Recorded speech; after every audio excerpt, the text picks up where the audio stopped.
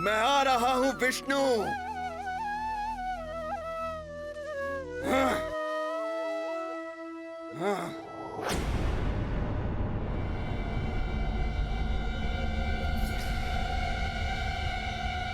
ए शेषनाग, कहाँ है तुम्हारा इष्ट विष्णु,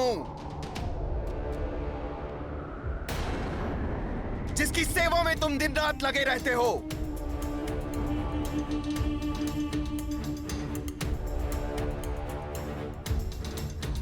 उस छलिया के धूर्त सेवक शेषनाग, यदि मेरे प्रश्न का उत्तर नहीं दिया तो तुम्हें बंदी बनाकर राजभवन ले जाऊंगा। तुम्हारी त्वचा बहुत ही सुंदर और शीतल है और इसे मैं अपने राज दरबार में बिछाऊंगा।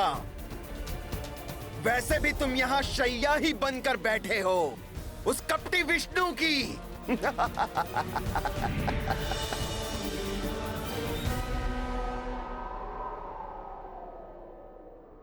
हाँ, शैया बना हूं मैं प्रभु विष्णु की, किंतु प्रभु श्री हरि के चरणों की सेवा के असीम आनंद को तुम जैसे पापी नहीं समझ सकते दैत्यराज। हाँ, सेवक हो तो अपने स्वामी की चाटुकारिता तो करोगे ही। अब शीघ्र बोलो, कहाँ है तुम्हारा वो भगवान होने का ढोंग रचने वाला स्वामी? प्रभु तो यही है, तुम्हारे समक्ष।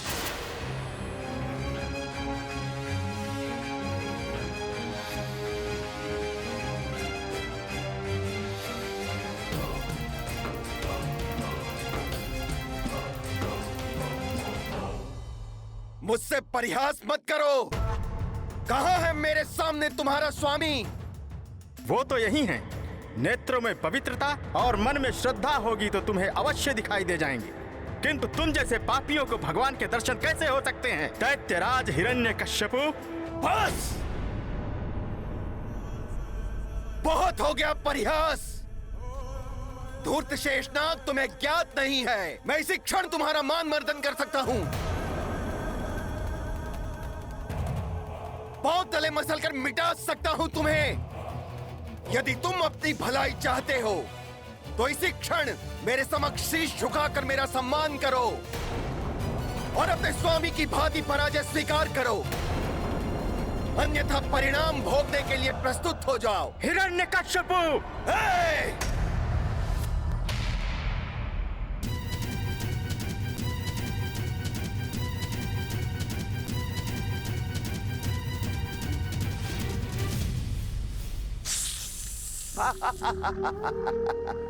तो तुम्हें अपनी पराजय स्वीकार है।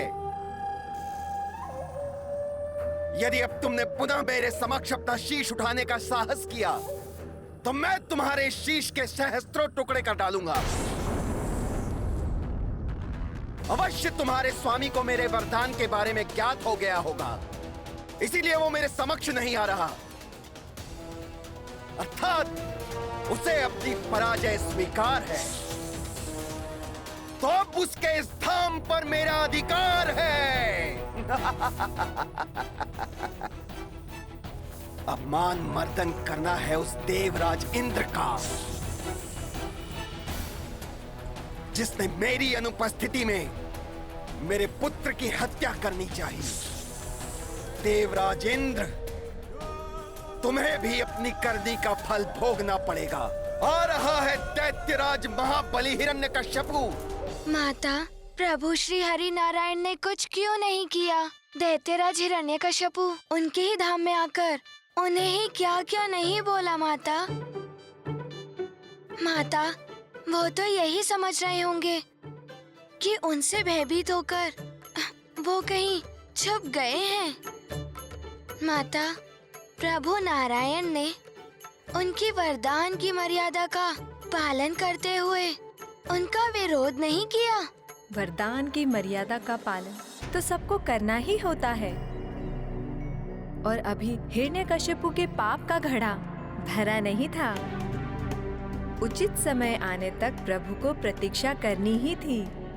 प्रभु के सामने न आने पर अपनी विजय समझकर हिरण्यकश्यपु स्वर्ग पर आक्रमण करने की ओर चल पड़ा। तब तो देवों और असुरों में बड़ा संग्राम हुआ होगा माता। जो हठ धार्मिकता का त्याग कर परिस्थितियों के अनुसार अपने आप को ढाल लेता है वही विवेकशील कहलाता है। और यही देवराज इंद्र ने किया।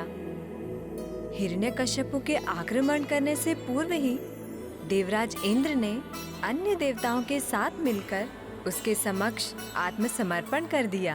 अच्छा, तो देवताओं ने भी वरदान का मान रखा माता? हाँ पुत्र, वे समझ गए थे कि जब प्रभु श्री हरि नारायण ने स्वयं हिरण्यकश्यपु का सामना नहीं किया तो वो सामना करते तो खुद का ही अहित कर लेते। और इस प्रकार हिरण्यकश्यपु को बिना युद्ध किए हुए ही स्वर्ग का सिंहासन प्राप्त हो गया।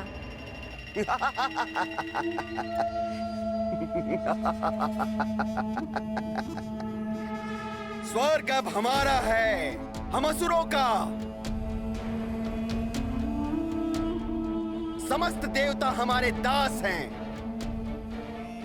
ब्रह्मदेव, आपके वरदान की तो महिमा ही न्यारी है।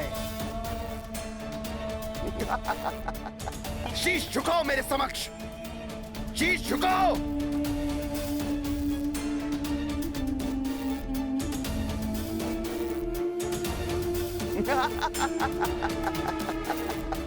इंद्रलोक पर विजय प्राप्त करने के पश्चात उसने समस्त पृथ्वी के राजाओं को अपने अधीन करने की योजना प्रकट कर दी और कोई भी राजा उसका सामना नहीं कर सका। तो इस प्रकार दैत्यराज हिरण्यकश्यपु ने तीनों लोकों पर विजय पाली। हाँ, तीनों लोकों का सम्राट बन बैठा था हिरण्यकश्यपु। हनुमान, एक बार यदि मनुष्य अपनी इच्छा का दास हो गया तो फिर उसकी इच्छाओं का अंत कभी नहीं होता। जितनी उसकी इच्छाएं पूरी होती है उतनी ही उसकी इच्छाएं और बढ़ती जाती है। हिरण्यकश्यपु भी इतने में शांत नहीं हुआ। अब उसने स्वयं को ईश्वर घोषित कर दिया और उसे साक्षात ईश्वर मानने के लिए सबको बाध्य करने लगा।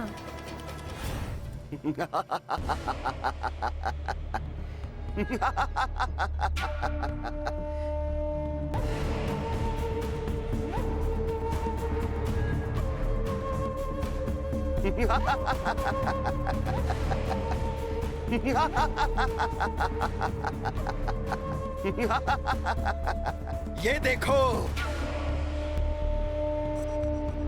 ये झुके हुए शीश, देखो ये लज्जा से भरे हुए नेत्र, पराजय से मलिन ये मुखड़े। देखो इन्हें, देखो। समस्त देवता मेरे दास हैं। पृथ्वी के बड़े बड़े राजा बंदी हैं मेरे। बड़े बड़े धर्माधिकारी, ऋषि मुनि अधीन हैं मेरे।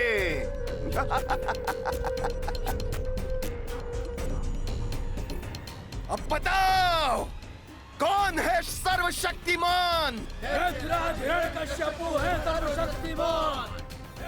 दैत्यराज करना क्या चाहते हैं? ऐसा तो पहले कभी नहीं हुआ।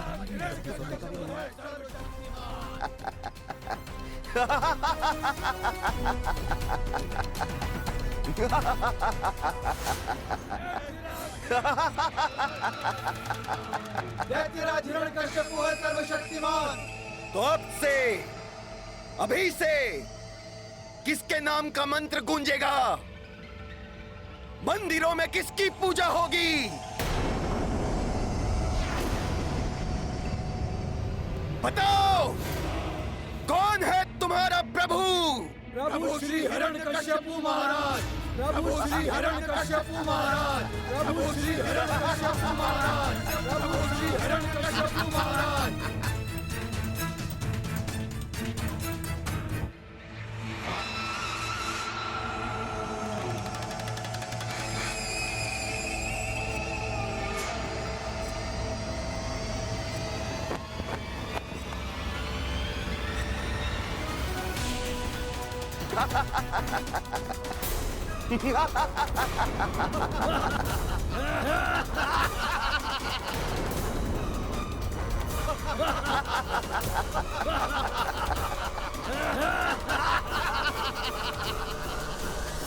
से तीनों लोकों में पूजा होगी तो मात्र सर्वशक्तिमान हिरण्यकश्यपु की।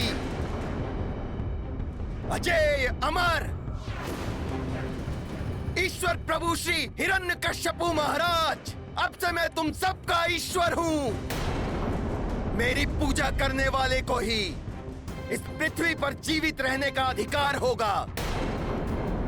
मैं उन्हें जीवन दान दूंगा, अन्यथा उन्हें कष्ट दान मिलेगा जो ऐसा नहीं करेंगे। मैं उन्हें जीवित नहीं छोड़ूंगा जो मेरी पूजा नहीं करेगा। ये अधर्म है, ये अन्याय है। इस तरह बलपूर्वक किसी से पूजा नहीं करा सकते तुम। नहीं करा सकते।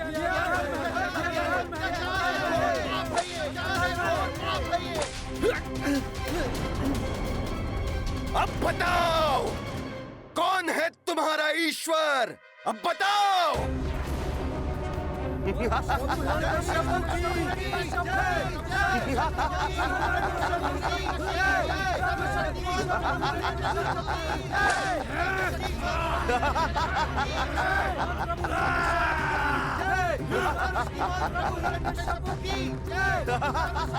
माता, दैत्यराज हिरण्यकश्यपु स्वयं को ईश्वर मान बैठे थे। माता, ईश्वर तो किसी पर शासन नहीं करते, वो तो सबकी सहायता करते हैं। हनुमान, शक्ति और सत्ता का मद जब शीश पे चढ़ जाता है तो बुद्धि भ्रष्ट हो जाती है, और यदि किसी दुष्कर्मी के हाथों असीम शक्ति और सत्ता आ जाए तो वह स्वयं को सर्वोपरि समझने की भूल कर बैठता है, ईश्वर मानने लगता है स्वयं को। सदैव ध्यान रखना चाहिए, शक्ति मिले, सत्ता मिले या धन संपदा, सब ईश्वर की देन समझकर अपनी सीमा में रहते हुए उसे विनम्रता पूर्वक स्वीकार करना चाहिए। सत्य है माता। हनुमान ये सदैव ध्यान रखेगा माता। माता, उसके पश्चात क्या हुआ? दैत्यराज हिरण्यकश्यपु को रोकने के लिए प्रभु श्री हरि ने कौन सा अवतार लिया? हनुमान, इस बार जो प्रभु श्री नारायण ने अवतार लिया था वो सबसे भयानक था, परंतु उससे पूर्व मैं तुम्हें बताऊंगी भक्ति की महिमा, भक्ति की शक्ति, और ये कि ईश्वर के सच्चे भक्त कभी भी किसी से भी भयभीत नहीं होते। अभी तक तुमने प्रभु की लीला के बारे में सुना, अब एक भक्त की लीला के बारे में मैं तुम्हें बताऊंगी, एक नन्हे से भक्त की लीला के बारे में। नन्हे भक्त की लीला, इसका अर्थ है आप मुझे प्रहलाद जी के बारे में बताने जा रही हैं। शीघ्र बताइए ना माता, प्रहलाद जी ने क्या किया था? हनुमान, एक और तो हिरण्यकश्यपु सबको ईश्वर भक्ति त्याग कर स्वयं की पूजा और अर्चना कराने के लिए बलपूर्वक सबको बाध्य कर रहा था, तो दूसरी ओर उसका ही पुत्र प्रहलाद प्रभु भक्ति में लीन रहता था। उस होनहार बालक ने छोटी सी आयु में ही समस्त वेदों का अध्ययन कर लिया था। उसके मन में प्रभु हरि थे तो जिह्वा पर प्रभु हरि नारायण का नाम। ओम नारायणाय नमः, ओम नारायणाय नमः, ओम नारायणाय नमः, ओम नारायणाय नमः, ओम नारायणाय नमः, ओम नारायणाय नमः, ओम नारायणाय नमः, ओम नारायणाय नमः, ओम नारायणाय नमः, ओम नारायणाय नमः, ओम नारायणाय नमः। नारायण का नाम लेना अपराध है। प्रतीत होता है राजकुमार प्रहलाद बावले हो गए हैं, उन्हें रोकना होगा। राजकुमार, ओम नारायणाय नमः। राजकुमार प्रहलाद ऐसे नहीं सुनेंगे। नारायणाय नमः। राजकुमार प्रहलाद, राजकुमार प्रहलाद, ओम नारायणाय नमः, ओम नारायणाय नमः, ओम नारायणाय नमः, ओम नारायणाय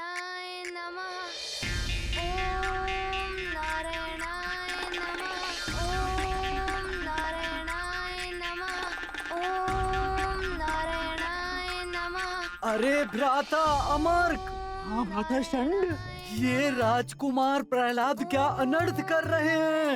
ये तो मुझे पहले से ही पता था, ये बालक ऐसा ही है। भ्राता षंड, यदि प्रभु हिरण्यकश्यप को ये बात पता चल गई ना, तो निश्चय ही वो हम दोनों को सूली पर चढ़ा देंगे। ये नहीं तो गजराज के पांव तले कुचलवा देंगे। भ्राता रोको इन्हें, रोको। हाँ मैं कुछ करता हूँ। प्रहलाद!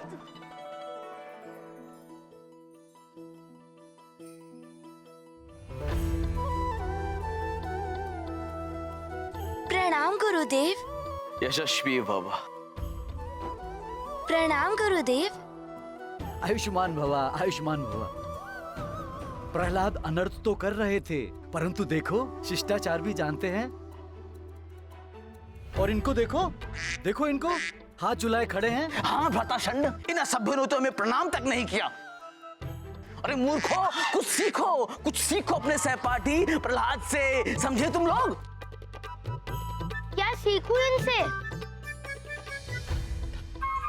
ये त्रुटिपूर्ण मंत्र बोल रहे थे। हिरण्य नमः के स्थान पर नारायणाय नमः बोल रहे थे राजकुमार। क्या नारायण मंत्र सीखूं गुरुजी, जिससे मुझे कारागार में डाल दिया जाए? ओहो, हमें ज्ञात है कि ये क्या बोल रहे थे और इनके बोलने का परिणाम क्या होगा। हाँ, हम तो ये कह रहे थे बस कि क्या तुम लोग को ये भी ज्ञात नहीं कि अपने गुरुजनों का सम्मान कैसे किया जाता है? अगर नहीं पता है तो सीखो अपने सहपाठी प्रहलाद से। मित्रों, यहाँ आओ।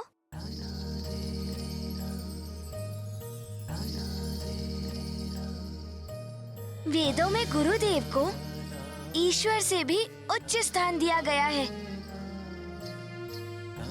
गुरुदेव का सम्मान करते हुए उन्हें प्रणाम करने से हमें उनका आशीर्वाद प्राप्त होता है।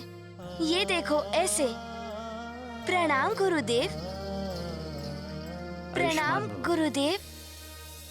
प्रणाम गुरुदेव। प्रणाम गुरुदेव। आयुष्मान भव। प्रणाम गुरुदेव। आयुष्मान भव। आयुष्मान भव। आयुष्मान भव।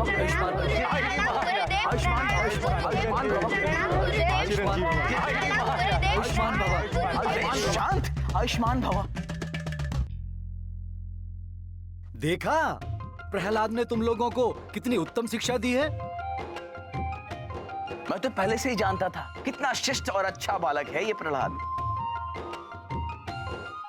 पुत्र प्रहलाद, तुमने छोटी सी आयु में ही वेदों को कंठस्थ कर लिया है, फिर मंत्र उच्चारण में त्रुटि क्यों कर रहे थे? नारायणाय नहीं, हिरण्याय है उचित शब्द। आप पुत्र प्रहलाद ध्यान से एकाग्र होकर सुनो। सही मंत्र है ओम हिरण्याय नमः।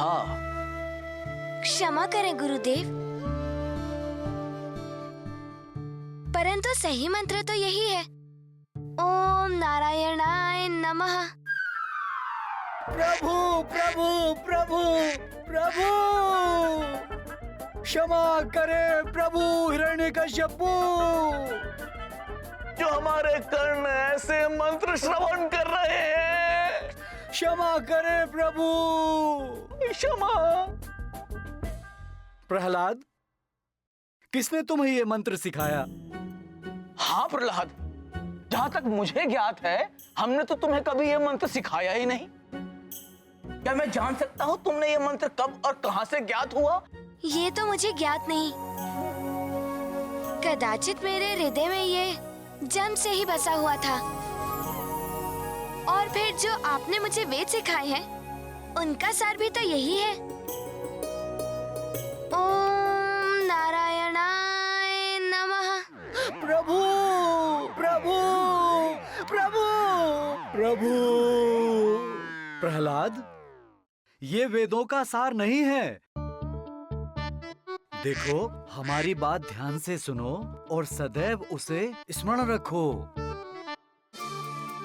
भ्राता अमर्क, आप समझाओ इसे।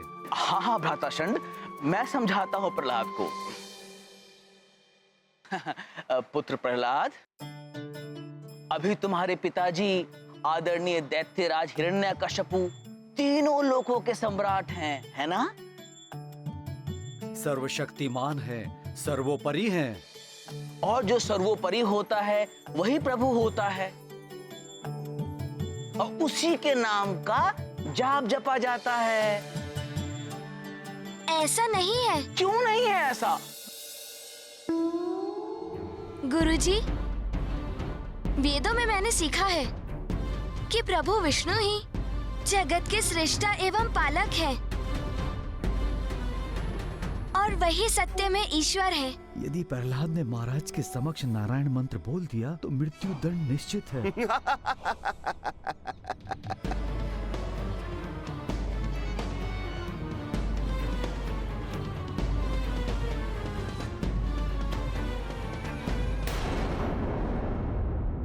बलपूर्वक या अत्याचार कर किसी के हृदय में स्थान नहीं बनाया जा सकता।